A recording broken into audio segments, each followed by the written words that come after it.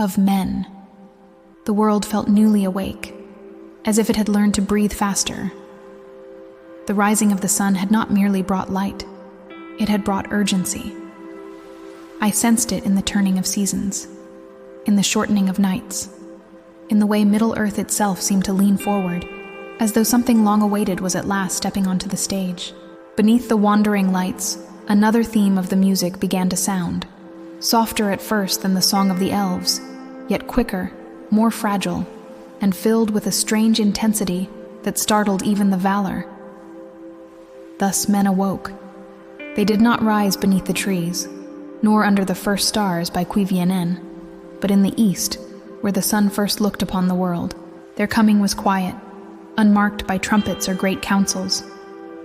They opened their eyes into a world already shaped by others, already wounded, already dangerous. And unlike the elves, they did not linger long in wonder. Fear and curiosity walked beside them from the first hour. In my dream, I felt the difference at once. Where elves remembered, men questioned. Where elves endured, men hurried. Their lives burned swiftly, and in that brevity there was both terror and brilliance. They loved fiercely because they could not love long.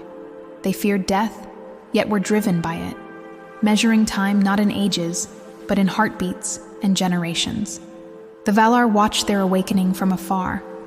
Some were troubled, for men seemed more vulnerable to the shadow, more easily bent by Morgoth's whispers. Others perceived something else, a freedom deeper than longevity. Manwë spoke of it rarely, but when he did, his voice carried a note of awe. "They are not bound to the circles of the world," he said. "Their fate lies beyond it."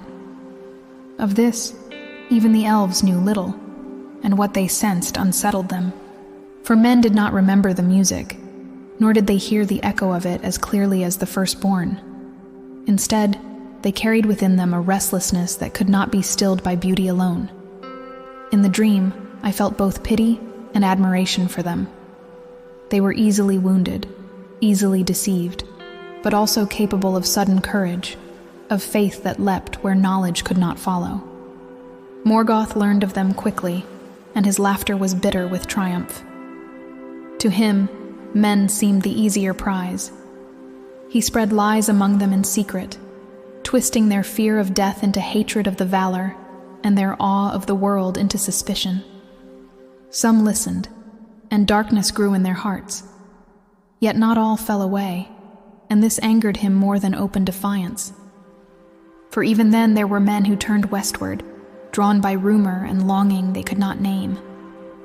They heard whispers of the Eldar, of beings who walked in light and memory, and they sought them out, not as masters, but as teachers, and sometimes as friends.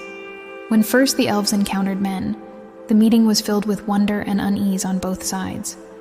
The elves marveled at their swiftness of speech and deed, at the way their emotions flared bright and faded quickly.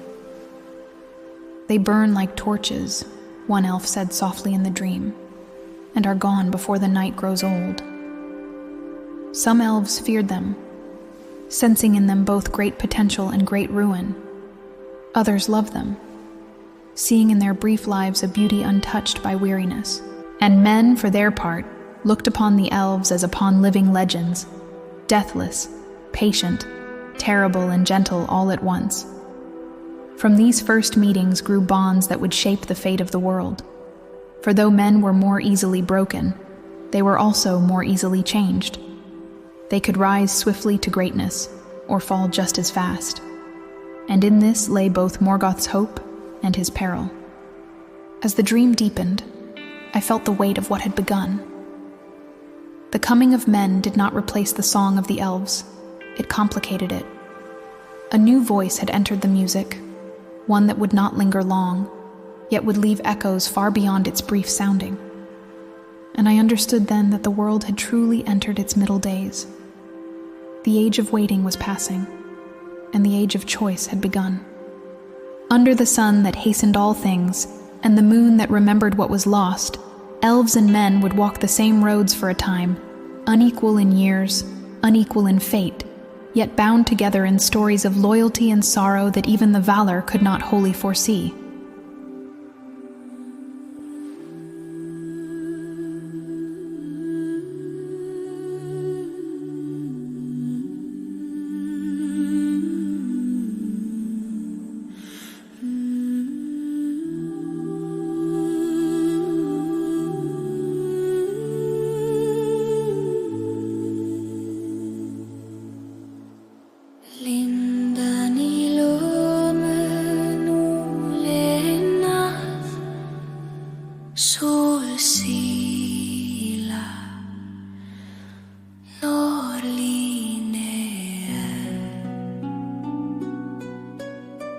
Twy fi y